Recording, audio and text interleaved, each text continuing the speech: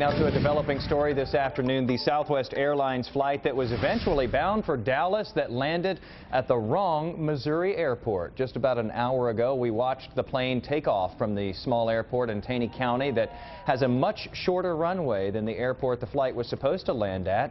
But as you can see, all went well. The plane did make it out of there. So to better explain where they went wrong last night, take a look at this map here. We've highlighted the two airports in question. They're about 9 miles apart. Now, if we zoom in on the runway where this plane actually landed, this is a look at it right here. You can see why this was a dangerous situation. That runway about half as long as the runway where it was supposed to land. Also, on either end of this runway, you've got a really steep drop-off. You see this white fill material here? That's under the runway, and it just goes straight down from there.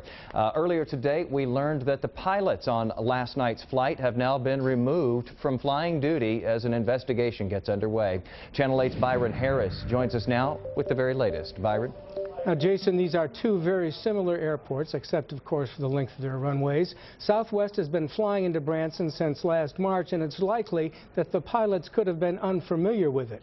It's possible that when the plane landed last night, a little after 6, the pilot made a visual, not an instrument approach. He simply saw the runway 7 miles from the one he was supposed to land on and touched down. It's probable that he wasn't talking to the airport where he landed, and probable that he wasn't talking to the airport where he was supposed to land. That's normal.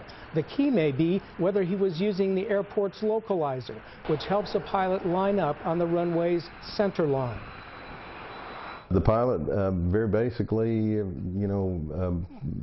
visually made the wrong decision. And as I understand, this occurred right before sunset. And so, all he had to look at was basically were two parallel sets of lights. Southwest has not done any interviews about this. It says it's investigating the incident. The NTSB is too. The two pilots have been grounded pending the outcome of those findings. Live in the newsroom, Byron Harris, Channel 8 News. All right, Byron, thank you. Now, we know a lot of you have questions about how this sort of thing could happen, so we brought a former airline pilot to our studio this afternoon.